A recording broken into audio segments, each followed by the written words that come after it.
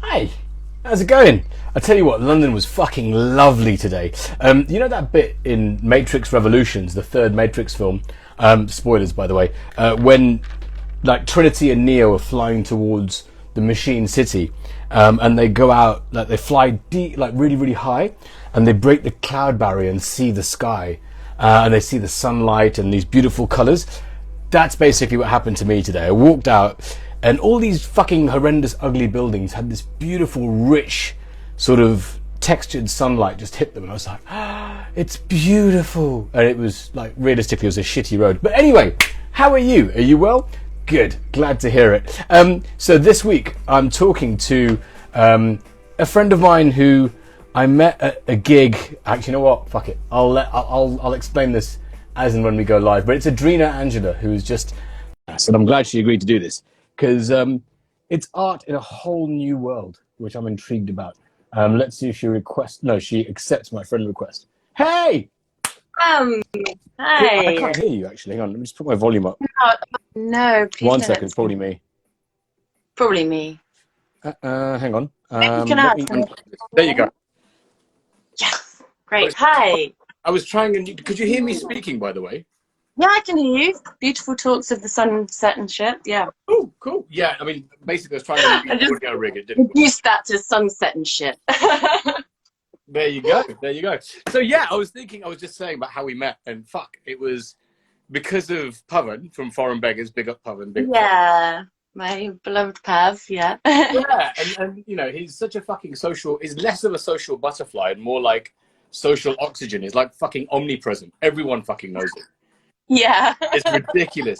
And yeah, it was just about like the Foreign Beggars last London show is how we met.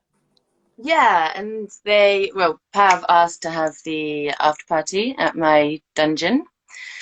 After What after he after actually party. said was we were at 5 miles, and he was like, "Yo, if it's okay, can I just bring like inner circle crew back for a bit of a, the final after party?" And I was like, "Yeah, that's okay."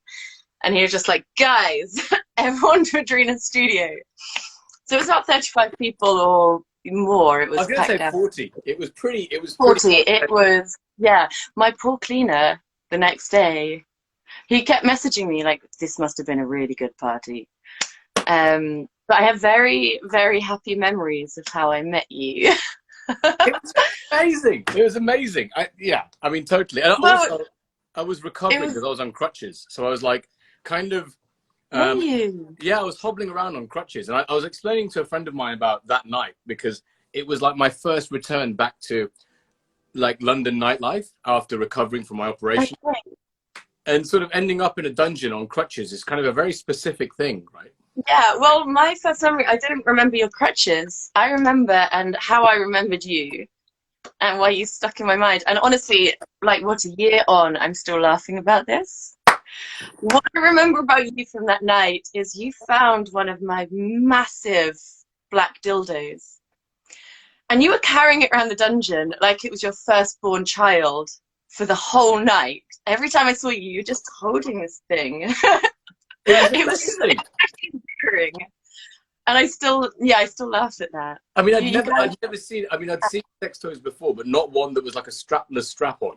And I remember asking you technically, how the hell does this work? And you oh, explained it. that's been inside people. You'd be Yeah. pleased to Oh, know well, it's I mean, thoroughly clean and just thoroughly cleaned when you were giving it so much love and attention. But yeah, that was very endearing. that night, like, not only was it the Foreign Beggars last night in London, and just to clarify, it was the after party. It was like the fourth afters that happened. Mm. And there was all sorts of madness that led up to it, which was just, I mean, it was perfect. Um, I mean, it did take about 2 days to clean the studio after that. Two pieces of equipment got broken. It was chaos, but it was well worth it. I was very honored to be part of that I event. remember torturing Pav and torturing a dear friend of mine as well, like in the sort of I remember Pav being in a gimp mask, which is very just that. Pav. He's up for everything. I remember the constricting device and then this whole sort of strap, like sort of hanging thing. Oh my God, he was in the finger trap, wasn't he? Yeah, That's when it broke. Yeah. Wow. I love Pav's. that man. It was amazing. But yeah, I mean, also I was thinking like you were so welcoming, considering like this is your profession. Like this is my studio, right here. Mm. And it's like, and I'm, you know, it's a very sort of, you know, a professional space that's taken a lot of care and a lot of time. And the idea of having any motherfuckers I didn't know in here scares the shit out of me. So how did you? I mean, that? yeah, my space obviously took a lot of. I built it from scratch. There was a lot of time and money involved. It is my baby. But firstly, I love Foreign Beggars. I love Pav. Most of his friends obviously are great. So I wanted to be able to do something, and it was, yeah, it was an honor to be able to be involved. But yeah, retrospectively, that was very generous of me. It really was, considering the amount of reprobates. Considering the carnage. It was just, like I said, it was just fantastic. I just think there was, and I remember like having this really sort of deep discussion because it was celebratory also, but it was also a little bit like, you know, it's the end of an era of Foreign Beggars. Oh yeah, absolutely. There's definitely a like sadness to that, wasn't there? And yeah, and then Pav and I were talking about his solo stuff because obviously we do a bit of work together on his solo project and advice. And I remember talking to him and sort of gesticulating with my hands with this massive, like huge fucking floppy cock. And honestly, I cannot tell you how much joy it brought me to watch that. I almost feel like I need to gift you a giant black dildo. It was When's amazing. your birthday? It was amazing. I you know what? I've never felt such immediate attachment to anything in my life before. It was incredible. But then that's it. I mean, so like, you know what intrigued me was like just how personable and social you are considering the kind of work you do, which I'm sure there's a social element, but I'd imagine your privacy is quite sacrosanct as well. Yeah, absolutely. Yeah. And so how did Well, all of this... we joke that I'm like the world's least likely dominatrix. And there was actually some probably a bit too young, a bit too immature female at the party who, because I was going around and hosting and checking on everyone, asking if they were all okay, she was like, I don't believe you're really a dom. I was like, bitch, you're inside my studio that I built myself through being a successful dom. So I don't see why you should. Being a dom doesn't mean you can't try and be a good person. I find it interesting that someone tried to like challenge you on that because the evidence was all around us. Yeah, yeah, it was a lack of, I feel, sexual and emotional intelligence. Maybe. Here's hoping they're not watching. I'm sure they are. We'll discuss offline and figure out who these people are. But that's the whole thing. So, like, how did you end up as with this dungeon and in the job you do? Sorry. How did you end up with this wonderful space and the job you do? What was your story? It's a long story and a short story, actually. I've been on the fetcher scene going on 14 years now. I started going to. Oh no! If I say when I started going to fetch clubs, that's going to give away how old I am.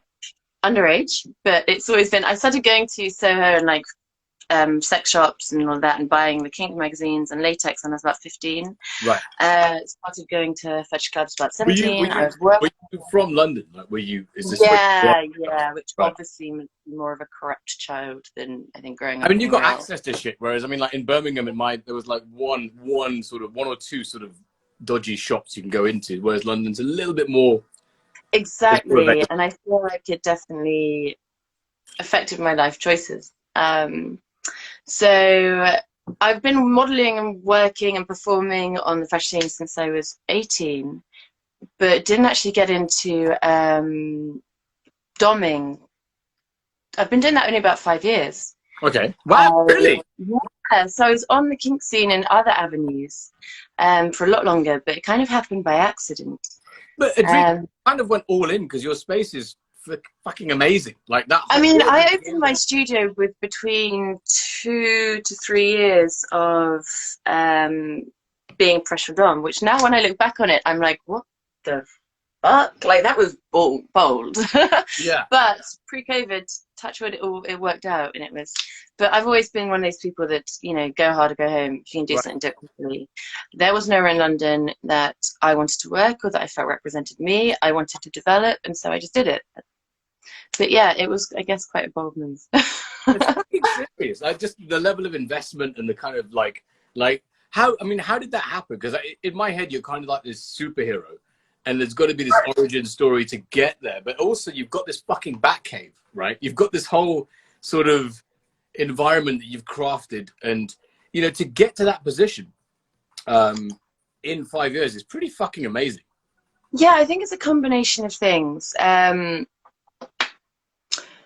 So many things. So obviously being on the fetch scene for a very long time means I'd already built up a name and a reputation for myself. People knew who I am. And so I already had like a step up when it came into going into doming, because I was already a quite known figure on the fetch scene.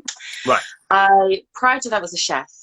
And anyone who knows that line of work knows that that's 18-hour days, 6 days a week. It involves hard work and discipline. So everything I do with like 100%. And I put a lot of hard work and discipline into. Yeah. I think while it conversely means that I'm not the obvious type to be a dom, the fact that I am very like emotional, empathic, and all that means that I do get a lot of kind of loyal and regular following. So I think there's a lot of things that all tie together that, very fortunately for me, meant that it was a very natural path for me. And yeah, it kind of really all fell into place. So I've been very lucky with that, but also lots of discipline. I mean, yeah, I guess it's the same as any business, right? It's like you're a creative professional and you have to kind of do 80% of the bollocks that keeps you afloat, and then 20% of it is the execution. So much. You get so many people be like, oh, but you only work 2 hours a day. So bitch, please, I work every hour that I'm awake. I have to spend my entire day. I'm doing emails. I'm talking to men. I've got the studios to maintain. I'm making online content. I'm putting the online content online. I'm preparing myself for the sessions. Like, it's a full-time job. There's a lot to be done. And sadly, the actual creative sexual part of it makes up a small amount of what my full working day is. Yeah. I relate, except for the sexual part, but that's the whole thing. Yeah, same. But then going on that, like, you know, you're quite proud to describe, you describe yourself out and out as a sex worker, and there's often like a lot of stigma around those words. And what's the most frustrating part of the assumptions that come along with that description? Twofold. I would say, firstly, the fact that people say you're not a sex worker, because that's people's ideas of what sex work is. Sex work, people seem to think sex work means prostitution, like street work or whatever. Sex work is anyone who engages in kind of sexual activity for work. And obviously my work is very sexual. Yeah. But it could be, you know, a sexual therapist, it could be a masseuse, it could be an escort, stripper. This is all sex work. And secondly, that creates amongst people a hierarchy. Right. People think that sex work is more acceptable than other kinds of sex work, which is not. It is all acceptable. And I don't want people thinking, and it often happens, that because I'm a dominatrix, I'm in like a higher position than someone who is giving blowjobs. I am not. I have seen more dick than I care to mention. I am no better than anybody else. So it's really important for me to maintain that just because you don't think I'm a sex worker, because you think I'm better than that, I don't think that I'm better than that. And you've got to destigmatize and normalize it by keep using that vocabulary so people realize that it isn't what they think it is. I think there's a kind of real like fucked up kind of masculine idea that sex work involves kind of penetration, and that is what causes hierarchy, right? There's this penetration hierarchy. Yeah. Which is kind of, which, you know, like, you know, I've been to sort of strip clubs where, you know, I've taken a female friend and there's been some dude who's grabbed her ass. I'm like, motherfucker, back off, right? Because it's like, well, why is she here? It's like, dude, what are you talking about? And welcome to the world of the female. Yeah. Well, yeah. I mean, like, yeah, let me mansplain this shit to you, right? Sorry. No, that wasn't what I was saying at all. I just mean, like, yeah, in all contexts, people are kind of using excuses or finding ways to define you, or, yeah. Yeah, or sort of feed into that hierarchy of, like, essentially a penetration. The hierarchy disgusts me, and I know a lot of time people mean really well, and they mean to say that, like, I think very highly of you. I don't see you in that way, but it's like, see me in that way, because I am okay with that. It's a form of work. It's a totally valid form of work. That's crazy. I mean, also, like, that's interesting that you said see me that way and you don't feel the hierarchy, because one would assume you'd want to differentiate yourself from those people or from anyone else that works in the industry. That I would want to differentiate myself. Yeah. Absolutely not. No. Because then I'm you're the same. certain types of approaches or certain kind of expectations of the work you do. Do you see it? You know what I mean? There's that whole differential I within. find the people within the industry tend, well, it's like any kind of, I think, minority group tends to turn in on themselves. I Right. think that's quite a common human behavior. You get that within like race and within gender and sexuality, and it's the same within sex work. So yeah, you do get sex workers who will put it on different pedestals, but I think it's more the external world that are the ones that are more likely to put us into categories. And that's how I want to try and break down the categories. Yeah, it's like, I mean, for people of color, I guess it's like that good immigrant trope, which is fucking irritating. Absolutely, absolutely. And there is within people of color, you get the same thing, different kind of sub genres. I don't know, genres shouldn't be the word to describe people. Subgenres. And I think it's like it's almost a defense mechanism, I think. But you know, if I wanted to suck a dick for 35 quid, that would make me no less of a person than me charging X amount to have them lick my feet. It's all just as valid as the other. That's fascinating. Yeah, it's something I think about it. And people use it a lot as a compliment. Like, oh, you're you know, but you're this, but actually you're, and it's like, no, fuck that. I'm not. I'm no better. It's still the same thing. Yeah. But and then also, in that respect, how do you kind of express? Because I see an inherent artistry in what you do. There's like I've seen your space, I've seen the work you put out there, and there's definitely out there that's quite it's very obvious. And I think, is that a fair enough differential, perhaps? Sorry, but can you repeat that? Someone just asked about their cooking dinner, and I was distracted by them cooking dinner. Stop cooking your dinner. They want to know if it's being recorded. It is being. It'll be online afterwards. It will. It'll be online afterwards. Now I can go back to listening. Apologies. Yeah, what was that? No, I was saying there's an inherent artistry in what you do that I've seen. I mean, yeah, I mean there is. It's just like look at the sort of presentation, look at the thought, look at the kind of effort that's put in there. There's a genuine kind of professional creativity at play. Of course there is. And I wonder if that's a differential that you'd be prouder to wear, you know, or is that something that's just as similar? Oh, no, I am proud of the amount of work and thought and love and emotional energy I put into it. And I feel like I'm so many of my contemporaries are doing absolutely amazing work, but I do feel like I put a lot in. I put a lot into, so before I was a chef, I was an artist, so there's a lot put into the aesthetic of creating my studio, my website, my Instagram. I'm an empath, so there's a lot that I put into trying to actually help and connect with my clients. I do very much kind of girlfriend experience domination, which is dealing a lot with their emotional needs. So yeah, there is a lot put in there, and it might not be, I think maybe it is more than, considering it's a quite saturated market that is out there, and I hope that's probably maybe the reason I get the clients and the recognition and success I have. I hope. It's fascinating because I was looking at I was thinking about this personally, and about how there's a certain paradigm of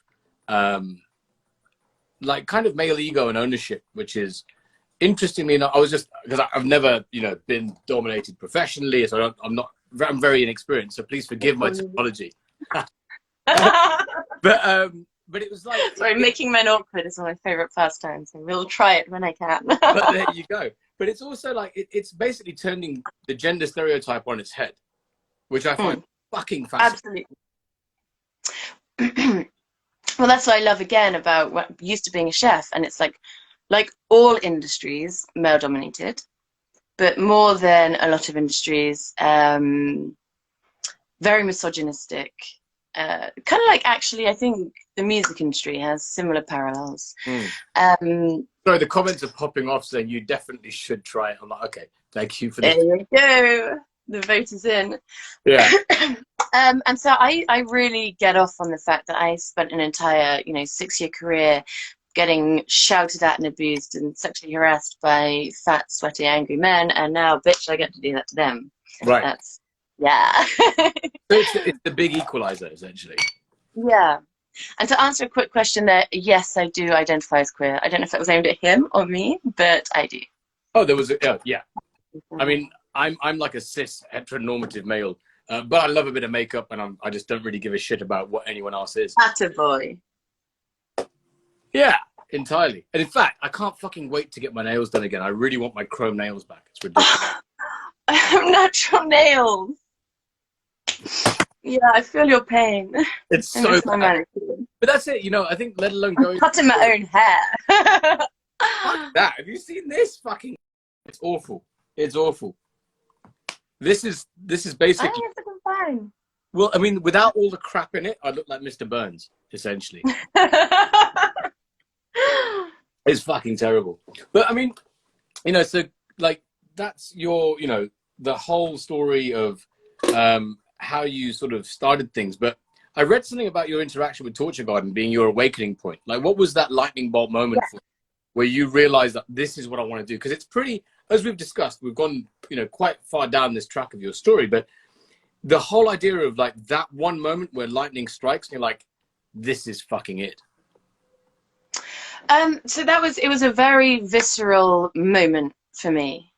So like I said, I'd bunk off school to go to in Soho and hang out in the sex shops. I like to go into the sex shops and watch all the businessmen on their lunch breaks buying porn and them just scattering like pigeons when they saw like a 16-year-old girl in there watching them.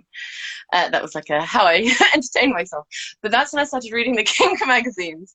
And it was reading the kink magazines that made me discover Torture Garden. Right. I didn't even really know what it was, but I was like, I want to go. So I bought a latex dress, and I remember so clearly queuing up outside Scala in this latex dress and being really nervous that they wouldn't let me in because I didn't have ID because I was underage, and getting to the door, and it was some amazing trans woman who was just like commented on how my nails matched my dress. And I remember going in and walking through the door and seeing all these amazing people and looking to the right and seeing a man in like a leather hood and a leather outfit just looking at me, and I'm just thinking, I'm home. Yeah. I was actually what people maybe won't believe, a like cripplingly shy child, like really shy, really awkward in my teens, probably up until my mid-20s, really shy. And so going to Torture Garden for me was like the one space where I could be myself. I almost felt like when I took my clothes off, I suddenly shed all of my inhibitions. And I was around like-minded people, and it was the first time in my life I felt like myself, and I could pretend that I wasn't me, or I could be the real me that I knew that I was, but somehow couldn't express when I was at school. So yeah, it was a really enlightening experience for me, and it was very intimate. And I've been there, you know, I was there every fucking month after that. There's two things that come from that in my mind. One was like, there was like, because I'm from Birmingham, which is like, you know, it was Birmingham in like the early 90s. I mean, it's Birmingham. Yeah. I mean, you know. My sister used to live in Birmingham. Sorry, what? My sister used to live in Birmingham. No fucking way. Yeah. Huh, whereabouts? Oh, what was the place where all of the students lived? I feel like we're taking a really dull detour here for anyone who had no Birmingham. I'll pull it back round really quick. But basically, there were sort of two things that, you know, like growing up in kind of a very distinct kind of brown environment, which is, you know, here's your masculinity, here's what your culture means, was quite difficult. And then it was like gay house and drum and bass that opened it up to me. So going to sort of, you know, there were club nights called Slag, which stood for straight, lesbian, and gay in the sort of this district in Birmingham called, the fuck was it called? Whatever. Anyway, and sort of going there, I'd wear like sort of mad face makeup and go out and sort of just disappear and be able to express myself, and then go back to my sort of armpit of a home, which was literally in two of the most sort of, you know, I was born in one armpit and raised in the other, but it was like a combination of expression and anonymity, which was just fucking great. It was like I can fit in, but also express myself as flamboyantly as I wanted to.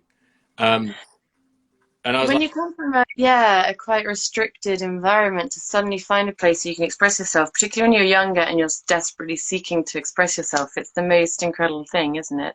And I guess I was very lucky that I grew up in quite a very open-minded household, and I grew up in London, so I was never at any point really repressed or subjugated, but to feel very much confined by my personality and my anxiety and shyness. and you could shed that skin, I guess. Get that skin, yeah. And eventually, you know, I always knew it was in me.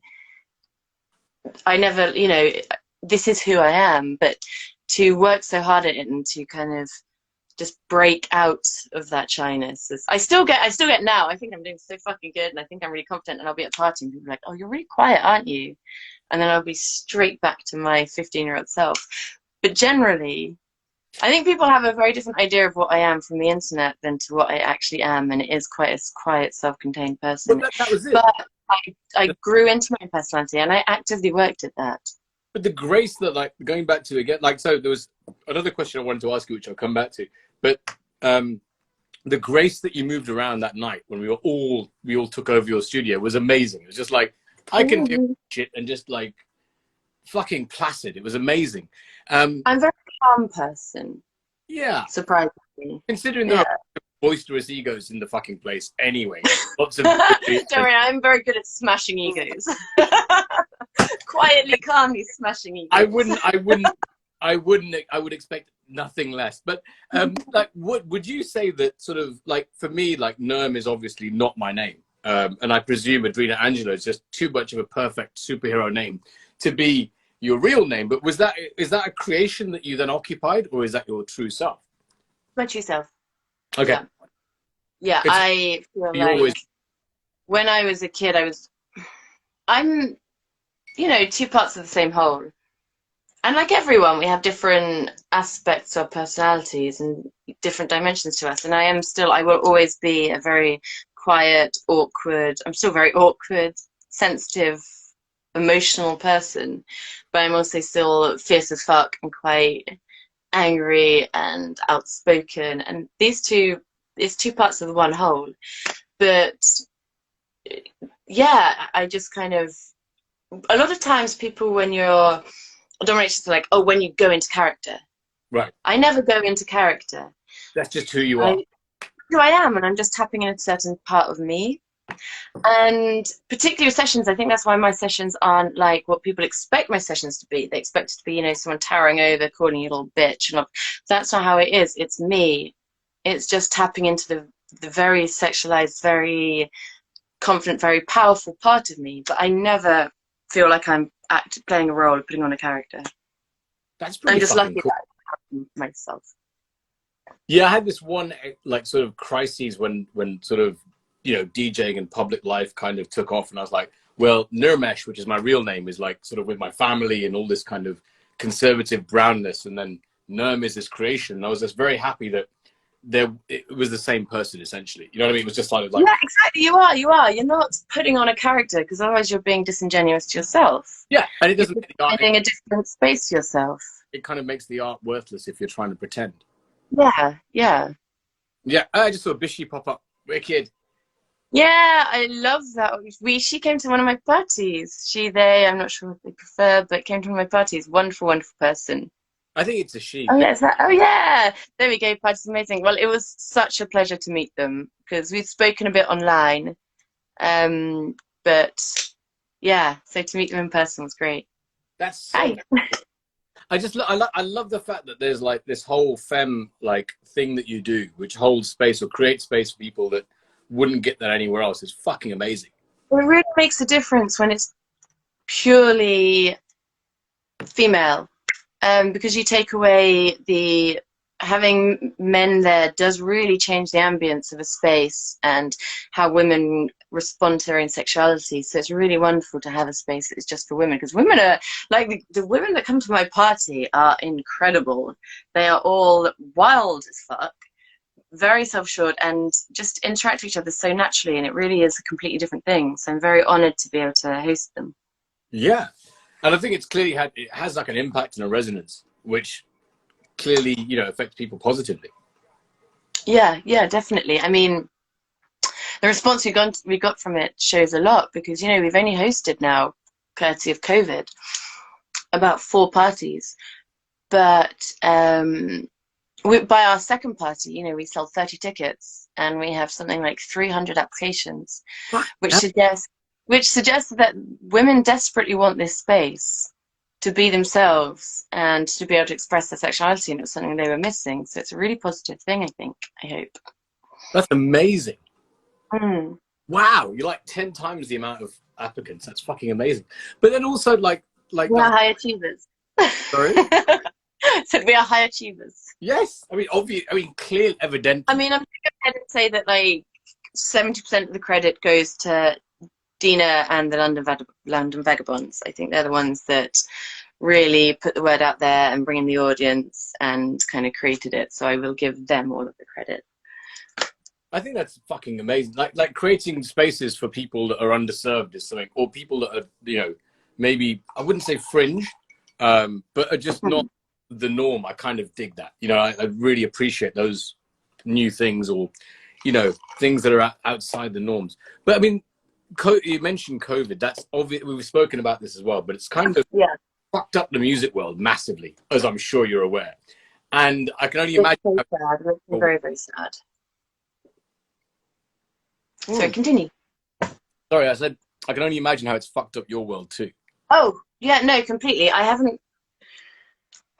probably worked about 2 months this year. Right.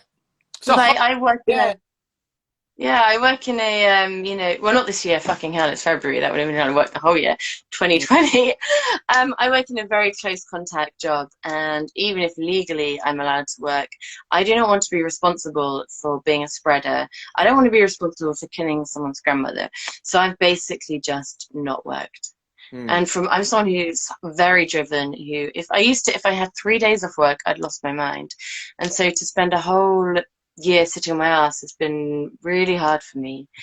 I've got an introvert personality type, and I thrive off having a sense of purpose and a sense of self. And losing my work has, had a very big psychological impact.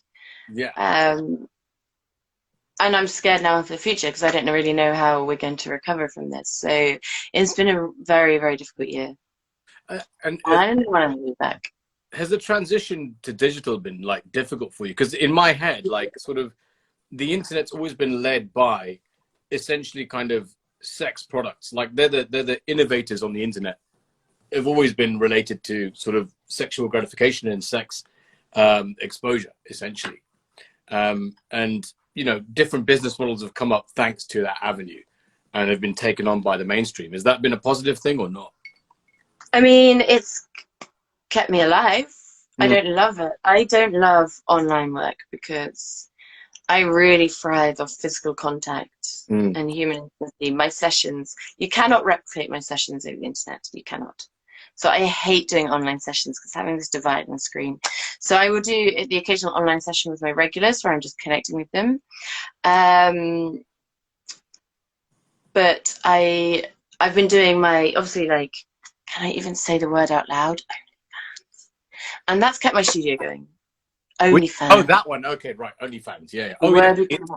We'll come to that shit late. Yeah. So that's paid my rent. So I rely on that. So I'm grateful for that. And I've obviously been making more content, all of which has been going on the site we shall not name. I do the occasional Skype sessions, but that is it for me. And I don't love it because I love real time, but I'm making myself do it. So I'm actually very grateful it exists. There's been something, you know, when I started this whole thing, I was talking, in fact, we were talking about, beg your pardon, I'm burping like a bastard. Sorry. I was walking around earlier, sort of getting things for the house, and the sky was amazing. And I was just like, the idea. Oh, it's beautiful. So the idea of like looking at screens all day in the studio kind of fucked me up a little bit. So going out and looking at something in the distance was like a treat. And and that's one sensory difference, let alone say going to a club and hearing bass sort of actually make my whole body shake. And that whole tangible experience of something that's intangible is fucking nuts. And I think that it must sort of, there's got to be parallels with you for sure. I mean, so I live in Tottenham, which is obviously not the most beautiful areas of town. We have amazing light. But I don't know if this is quite the question you're asking, so sorry if I've answered it inappropriately. But we do have the canal and the Hackney Marshes and Walthamstow wetlands right by my house. And it's kept me sane. I spend most of my life right now walking around the wetlands and Hackney Marshes on my own, listening to music, just looking at all the beauty. I go at 4 p.m. and I watch the sunset over the reservoir, and that's kept me sane. And to have that tiny little access to nature and beauty in a very industrial part of town has been really, really wonderful. Like I said, Tottenham has, I love light, and I'm very aware of light in different parts of cities and stuff, and Tottenham has very, very beautiful light, so that's been something I've engaged with. I think there's an awesome fucking crew in Tottenham as well. Like, big up Sports Banger, big up Pav. Mate, Tottenham's fucking amazing, and it's only getting better. But we've got we've got 5 miles, we've got 1087, we've got the studio, we've got Velvet Underground 2. It's a fucking great area. So cool stuff happening. So I'm very grateful for that. Well, recently, all the MF Doom graffiti that's popped up, I found 4 pieces in the past few months. This is a really brilliant neighborhood for creatives. Yeah, 100%. That's why I'm here. It reminds me of like how like Dalston used to be, then Hackney Wick, and it's kind of shifted up, which is quite nice. Yeah, I mean, Hackney Wick obviously got raped somewhat by the Olympics. Wow. Amazing twist of words there. Fucking hell, yes, there you go. But now, yeah, Tottenham's is nice. It's got that nice mix of like they're really. So I don't know if you know, but the people who did Coldrops Yard in King's Cross are now redeveloping Tottenham. So they're basically knocking down the whole of Tottenham and redoing it with Coldrops Yard. Kind of shit though, right? Well, the idea is that it's regeneration rather than gentrification. That's the idea. So for me, as someone who plans to be here in a long time and live here, of course I want to live in a neighborhood that has shit going on. Yeah. So I'm like low-key excited. I know that everything's going to get more expensive, but it means that we're going to have bars, restaurants, housing, that sort of thing. So there's going to be a lot of change happening around here. Yeah, I've got like a bit of it, like when you come out of Tottenham Hale Station, there's this whole... A double-edged sword, really. Yeah. I mean, like there's this, when you come out of Tottenham Hale Station, there's this whole block that used to be a massive sort of office building or like huge. And it was one of the first squat parties I went to that was multi-floor and just like a ridiculous, it was like 4 or 5 days long back in, I think, 2000, 2001. And I got my bag nicked. And I don't know what CDY is. Sorry? So I was just catching on comments. Someone says CDY sucks. I have no idea what they're talking about. Please carry on. It's all right. But basically, I had some shit nicked in Tottenham from a squat rave. And I'm sort of like... Gonna happen. Yeah, and I'm sort of in 2 minds about... Because I'm obviously privileged and I'm old, so I've seen all this shit happen.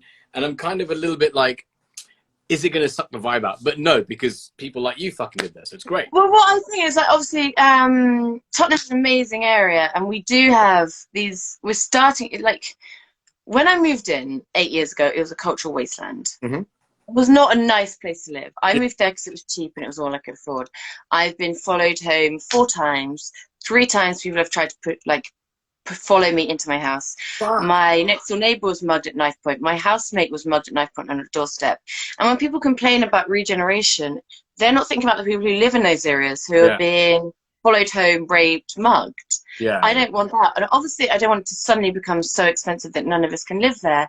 But I do encourage some positive change. Yeah. And now I think we're in a great place where Tottenham's got all these warehouses, which will stay. So we've got these communities, we've got warehouses, we've got music studios, we've got dungeons, but they're bringing it out a bit. And I feel like the people who complain about gentrification aren't the people living in those areas. Right.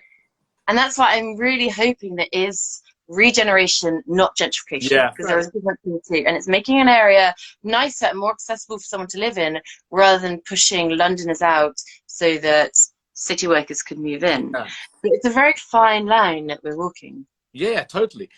It was like the warehouse we used to own, like run in Hackney Downs, was like humanizing it for like occupancy, and because it was cheap, you know what I mean? It was like a bunch of artists can move in and do some cool shit. And now obviously the whole area is developed, which is great, but I'm like, Yeah, you know what? Again, I'm old. That's all it is. I'm just fucking old. I'm just like, I miss those. I guess the heady days of youth when I can go into an area and just fucking have fun. It's probably my issue. Yeah. Oh, trust me, babe. Come to Tottenham. We can definitely still have fun. But yeah, I mean that's the thing. As long as the warehouses, that's the fucking thing. But yeah, I think there was this whole other thing which I appreciate about you in terms of what's going on, which is your love of fucking music and books and general fucking booze. Like the Music and art and literature, particularly yeah, music and literature, is what kept me sane during 2020. And actually, one of the benefits of 2020 was having the time to invest in those things. Yeah.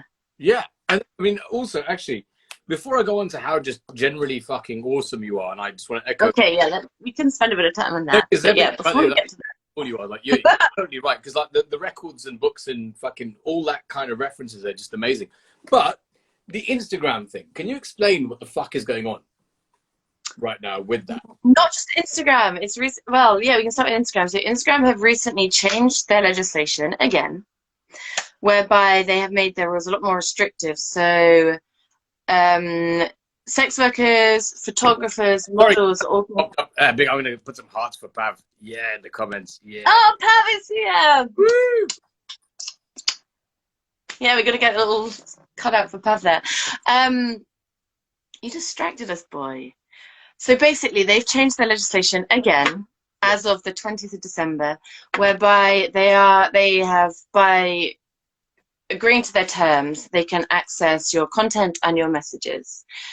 But you are now not allowed to show body parts, like any body parts that could be considered sexual. Yeah, I had a photo deleted for, yeah, no, seriously, anything. You're not allowed to use emojis that might represent sexuality. So if you post an aubergine emoji, that can get removed. Wow. Okay. If you post, yeah, like any part of a body that is exposed, even if it's not sexual, that can get removed. If you use any words that represent sexuality, and this is the part that's a problem, that can be removed. So sex educators, so people are talking about sex positivity, positive sex education for children, right, body positivity, they will all get flagged for using sexual words, and they use AI technology to scan, which is incredibly intensive, and that's all being removed. So it's basically, the censorship is so far that it's actually quite regressive.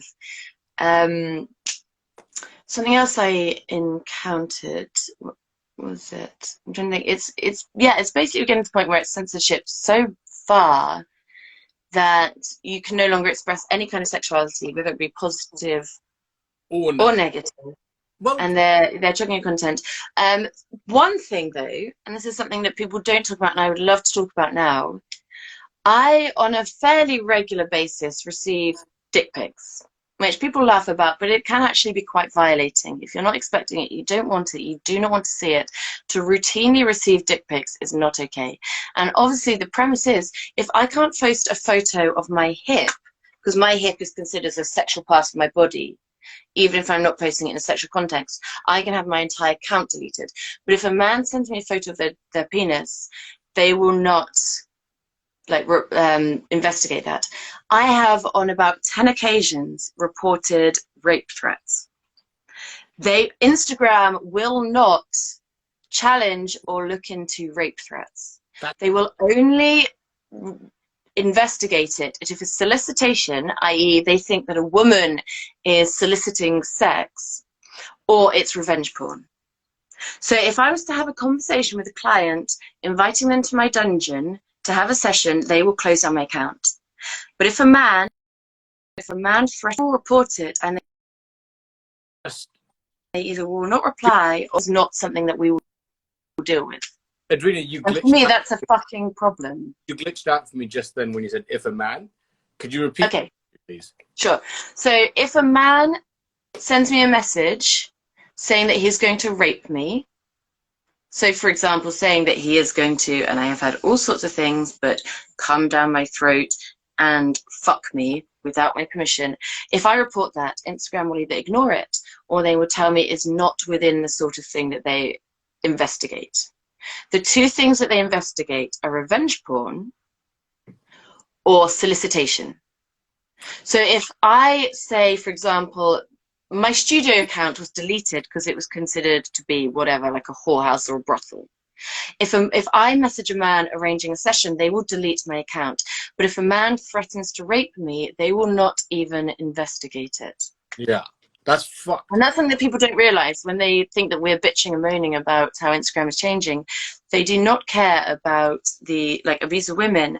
Whereas I've had profiles deleted. I had a profile where I was dribbling champagne into a friend's mouth and it was deleted for bullying. And they're worrying about shit like that when I have had men threatening to rape my throat. And that's okay because they're not going to explore that. I mean, how is that bullying? That's not false. I don't care if you used to work for Instagram. This is things that I have had. I have had messages from Instagram telling me they're not going to explore it because it isn't revenge porn or what was the other one? Well, I mean, if someone's working for Instagram watching this, and if they claim it's, then why is this happening? There's the whole. I mean, you can tell me it's false, but this is my personal experience. Yeah, 100%. And I have had so many friends who've been deleted, but yet I have had, hundreds of men either threatening me, calling me a bitch, a slut, threatening to rape me, and it's not been addressed. Yeah. I don't care. I'm okay with it, but I just feel like when I say that the rules of Instagram are changing, people don't really take it seriously, and they don't realize how it affects women, because this is something that we're going to experience. And it's kind of like reinforced that. I guess it's because it's coded from a certain viewpoint. Oh, it is. It's to protect themselves, because obviously they cannot be a platform that encourages solicitation. I completely appreciate that. They cannot be a platform that encourages revenge porn. But at the same time, they should not be a platform that encourages hate crimes or sexual assault against women. Sure, 100%. But I sort of in my sort of layman's knowledge, isn't solicitations not actually illegal? Whereas I think that actual threats of violence... Solicitation is not illegal, yes. Right, but rape is... And so threatening... Yeah. And also, realistically, if a photo shoot of two women together in a photo shoot, it's clearly consensual on both parts. We both consented to the photo shoot and we both post the photos, but... So it's almost as if it seems almost like there's sort of an online dogma to real world pragmatism in a way. Because well, even this bullshit with this person saying I used to work for Instagram, that's false. It's like, okay, have you had someone tell you they're going to rape you? Yeah. Come back to me and tell me if you've had someone threaten to rape you, and let me know how you dealt with that on Instagram. Yeah. And then of course the response will be, well, you shouldn't be in that line of work. You can predict. Oh yeah, criminally predictable what the response will be. It's just fucking shit. Sorry for getting all dark, but I thought it was an important... Yeah, sorry, that got really dark. Should we get fun again? Yeah, I'm bringing it up, but I thought it was... I can be fun. No, but I think it's it's a subject that I think it's worth talking about, considering we're actually on Instagram right now, and I wanted to sort of point out the irony of how ridiculous some of the terms and conditions are to people. And Twitter have just done the same. Twitter are now having a massive purge on sex workers. And everyone's had to put their profile as sex workers. Twitter, the porn space, yeah. So it's happening everywhere. And what I like to say, the sex workers are the canaries in the coal mine. What happens to us will eventually happen to women. What happens to women will happen to the rest of society. So you can ignore it or not take it seriously while it's happening to us, but will eventually drip down to you. Yeah. It's I'm going to keep this really, really quick because no one's getting bored by the details. But when they introduced the foster-sester laws, to do that, they had to get rid of the law of the law of safe harbor, which was one of the fundamental laws of the internet, which was a human rights law. And they quietly removed a human rights law, and no one said anything, and no one knew because it was a law to do with sex work. But if you're removing a human rights law or one of the absolute cornerstones of the internet, that's going to impact everybody. Sorry, what's the foster harbor law? I don't know what that is. Well, oh my gosh! So foster-sester is Sorry, what? Sorry, what's it called? Foster-sester. Okay. It was something, and I'll try and condense this. It was a huge law change that happened in the States and therefore affected globally sex workers, and it was one to try and combat sex trafficking. Right. But basically, all it was to oppress sex workers, and they basically changed the internet laws whereby if you hosted a website, you were responsible for the content posted on it. So therefore, sites are responsible for what people posted. So therefore, all the sites that sex workers would use to promote their work and to get clients disappeared overnight. So back in the day, I used to use Backpage, and I lost something like 70% of my work overnight. And and the idea was that it would prevent sex trafficking, but there was actually a massive spike in STDs, rape, and pimping, and all the money that had previously going to use onto stings to try and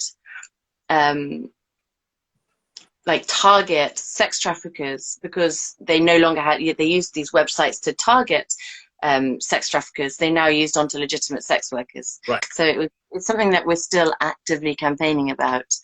So it's like litigation under the cover of preventing something heinous to actually sort of push in puritanical viewpoints.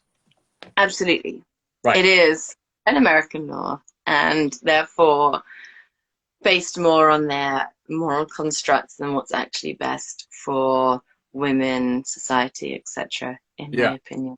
Which kind of like lumps everyone into one bracket, because that shouldn't be allowed in the first place. Some fucking nonsense. There's got to, there's got to be a safer way of. I mean, I think also, like, sort of just like looking at the hypocrisy, how Twitter can sort of ban Donald Trump, but then with Indian activism that's happening right now in Delhi, they ban the activists. It's like, what the fuck?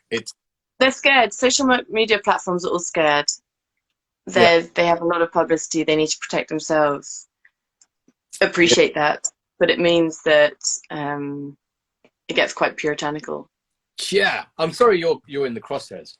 But I mean, also with regards to the site you can't mention, I'm glad it's sort of helping maintain. It really is. Yes, the site that I can't mention it's constant work, because they, like everyone else, are. Sorry, I'm trying to scroll up through comments, but I should just ignore them, I guess. They are in themselves quite restricted, and there's a lot of censorship there, and I at any moment could get deleted from that site. Really? Oh yeah, absolutely. How? What's hilarious about the site we cannot name is they like to make out that they're for like makeup artists and fitness instructors, but it is 90% sex workers. Right. But there's heavy restrictions and censorship on what you can post. Really? Yeah, and they can just delete you at any point. So I'm always like, that's nuts. I think also there's this idea of, if you're a celebrity or a public figure and you have enough clout, you can do what the fuck you want. Oh, you can get away with what the fuck you want. Yeah. Fuck. But yeah, I mean, going back to, we've had that whole Instagram chat, but going back to your loves of like vinyl and booze and. Yeah, let's get back to something more fun. Yeah, sorry for getting all heavy. And no one wants an angry woman. Mate, everyone wants an angry woman. You're kidding me? That's why fucking, that's why the world exists. It needs more angry women, quite frankly. Says the man. Yes. But anyway. Vinyl. Yeah. Yeah. How many records do you? I mean, how many pieces of vinyl do you own? I'm getting a little bit pissed now. I think I am too. I made a really, really strong old fashioned. Oh, mate. I don't know if I could say 300. It's a work in progress. Okay, so what's the piece of vinyl you've bought that means the most to you recently? Okay, not recently, but my absolute all-time favorite record. Sorry. Is it not this? I own that. Of course I own that. Of course I pre-ordered that before it came out. No, my favorite is Amerigo Gazaway's Quest to the Far Side. Shit. Okay. I'm gonna have to. Quite rare. Oh. So I used to own it with my ex, and then we split up, and he left and he took it, and I was like, "Bitch, I'm getting that record." And I scoured the internet because it's obviously quite rare. Because basically, Amerigo Gazaway remixed Tribe Called Quest and Quest to the Far Side, and it is his best work, like remix work, and it's a absolute work of art. But obviously it was not done with consent of the record labels, so after the first press they took that shit down. Done. But it is a work of art and I love it. So I had to find that, and it is, for anyone who can get it, I highly recommend it. All right, send me the name, please. In fact, can you type in the name of what it is? Yes, I can. I will type and talk. It is Adreena, I'm gonna Amerigo Gazaway. He does some pretty good remixes, but this is his best work. You're okay on your own for a bit, right? I'm gonna go we. Sorry? I'm gonna go we. Go we. I'll look after everyone.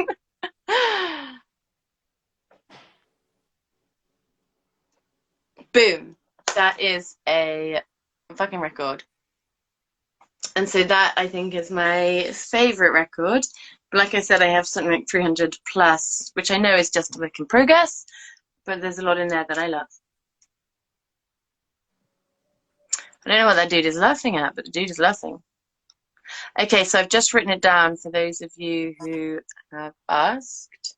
You'll say, what booze is everyone drinking? I love angry women. Good, so do I.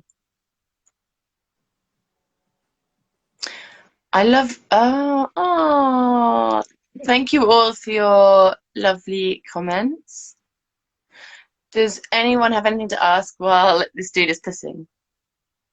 My old fashioned is looking low, but luckily I have a whole bag, more of it.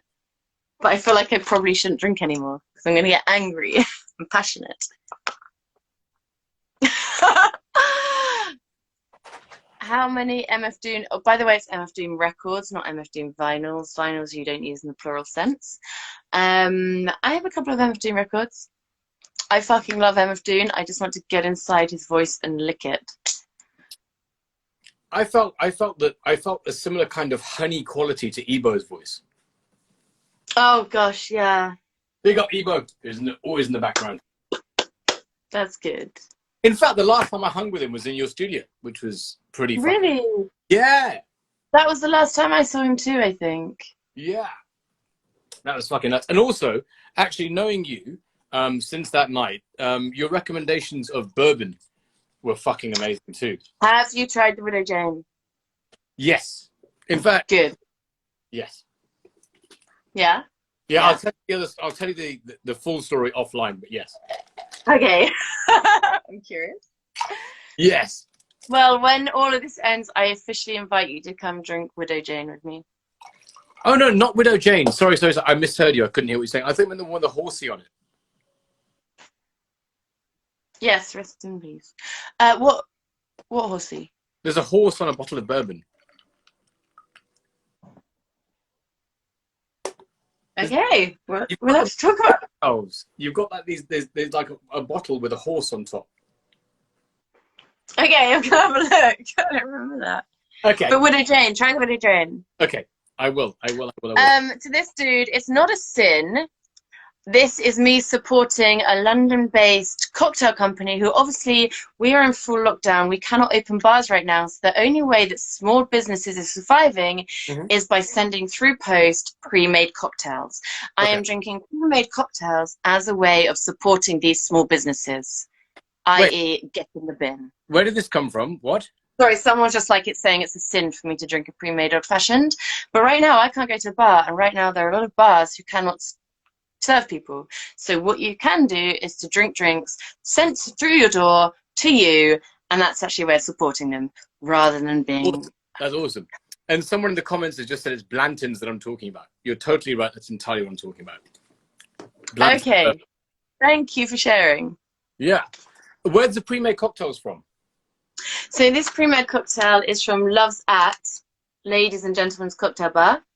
They're new. They're a new company, a new business or bar that opened just as the lockdown kicked in, which is really shitty for them. And that is why I'm drinking their stuff, because supporting small businesses is more important than being pretentious. Also, it's clearly fucking working because you're just like, yay! So, yeah. I mean, I'm having a great time. 100%. But also, I mean, now Pav's popped up in the comments, right? How did you guys meet? Let's see, what did Pav say? Oh, how Pav and I met, technically, without, this is really such a lame story. Legit, like, we were both walking to Tesco and we were next to each other, and he looked at me and he was like, I followed them on Instagram because obviously I fucking love Foreign Beggars, and they followed me, and we were just outside Tesco, and he was like, Adreena? And I was like, Pav? And we've been friends ever since. That was it. I love all these random fucking meetings. It's awesome. Big up Lucinda. I love Lucinda. She's in the house as well. Yeah. Oh, wicked. And also Burn. Yes, I'm kind of the queen at that. That's so funny. Like I said, like, you know, I think that there's a whole thing to be said about returning to sort of real life and going to bars and going to clubs and going to gigs. God, I miss it. And that's it. I think the tangible, like, you know, this sounds really fucking hippie and shit, but the tangible aspects of those intangible things are Oh, yeah, sorry. So Pav just cut in to say Reeps connects us too, but I don't know that part of the story because I don't know what Reeps said to you. Do you know Reeps, as in Reeps 1? Of course I know Reeps. So I knew him, and Pav knew Reeps 1, and somehow that connected us. But And the crew thing as well, obviously. sorry? There's the whole Tottenham crew thing as well. Yeah, absolutely. And also I used to spend a lot of time lurking around 1087. Some kind of weird music parasite. Okay, so here's the thing. Here's the thing I wanted to sort of talk to you about was your fucking, like, aside from music, your other thing is books, right? And you've recommended some shit. Amazing. Like, I've just been in on this shit that sort of confronts things about sexuality and like empire or colonialism and shit like that. It's just amazing. Yes, absolutely. It's amazing. So give me like maybe 2 or 3 book recommendations that everyone should fucking read, please. Okay, so anyone who follows me on Instagram will know that I absolutely love the book Burn It Down, Women Writing About Anger. And it's about women coming to terms with and understanding their anger and how socially women are conditioned to not address their anger or have guilt or shame over their anger. And it's short essays by women and how they've kind of expressed it during their life. And it's a really beautiful book, particularly if you're female and you have a lot of guilt or misplaced anger. So that is definitely one. There is another book, Whores and Other Feminists, which is about sex workers writing about their identity with sex and how sex workers change their relationship with their own sexuality, which I think is a really, and it's again short essays and it's really beautifully written. So I recommend that. My all-time favorite book is, you know, nothing political, but it's Joan Didion's The Year of Magical Thinking. I try and force it on everyone. And that's a book about death and loss and grief. I read a lot, quite obsessively about grief. Greed. Grief. Loss. Death. Grief. Okay, grief. Use my lightly said. Yeah, and it's it's about the kind of the emotional aspects of coming to terms with death, but then also the very scientific, clinical, physiological aspects of grief. And it's beautiful, and so I recommend that to everyone. Fucking A. Awesome. Grief. Yeah, someone's correcting me in the comments. Grief. Sorry, that's my... I'm actually kind of a little bit like Greece. And also, yeah, it's about death in Greece. I mean, honestly, I'm a bit pissed now, so my hearing's going too. I'm just like, Please repeat the title of which one? Oh, the last one. The Year of Magical Thinking by Joan Didion. Amazing. Someone just asked. Yeah. I liked, there was the one, actually, I've got the book right here, in fact. The Curious History of Sex was fucking brilliant. That's a very good book. Because it sounds from the title and the imagery like it might be kind of a kind of titillating, fun, sex museum-esque thing, but actually addresses quite a lot of very interesting points. Like, you know, the one I posted about the colonization of the cunt and female sexuality and race and how people fetishize different races and stuff. So that's a good one. Yeah. That was particularly like an eye-opening thing for me. It's like, oh shit, that is incredible. Yeah. I'm really glad. I'm glad that helps. For anyone watching, I have on my Instagram, obviously the pinned stories.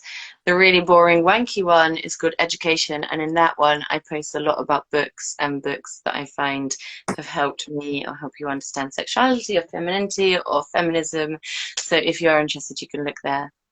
That's fucking dope. But look, Adreena, thank you so much for this. And there's one last question I want to ask you before we say because I think I need to pee again because I have a blood the size of a thimble. So do I. I'm like a 90-year-old. It's like I've held it together really well. I mean, I just need to keep peeing all the time. It's ridiculous. But is it called a studio or a dungeon? I mean, technically both. It is technically a dungeon. I don't call it a dungeon because it's not the 1980s anymore. I don't actually trap men there. It's not got a stone floor. There aren't stocks. And so for me, I wanted to create like a contemporary space of sexuality. So I moved away from the term dungeon, and it's my studio. So I call it a studio, but to others it might be known as a dungeon. Well, there you go. Awesome. But look, I look forward to actually getting a cocktail in real life. Definitely. Broadway Market, when the world opens up again. I'm 100% there. Quick question. If this is going to be online, where can I find it and share it? On my IGTV. And Okay. also, like, with all due respect, you are part of a pantheon of people that have seen me be a drunken dickhead before, that I've graciously spoken to, or they've graciously spoken to me every Wednesday to keep a normality. So it's like on my site, which is nerm.co.uk/Insta, and everyone's up there. So you'll be there too. Okay, great. Thank you. I love the last comment is amazing. No trapping, I'm getting mixed signals. That's fucking hilarious. I don't know what no trappings mean. All I saw about someone, No, that's really funny. Something. Anyway, sorry, I'm going to ignore them. Focus on you. No. It was lovely to speak to you. Thank you very much. Thank you. And yeah, real life and cocktails and margaritas and Cocktails on Broadway Market soon. Absolutely. Thank you, love. Speak to you soon. Pleasure. Speak to you soon. Bye. Thank you all for joining. Mwah. Bye.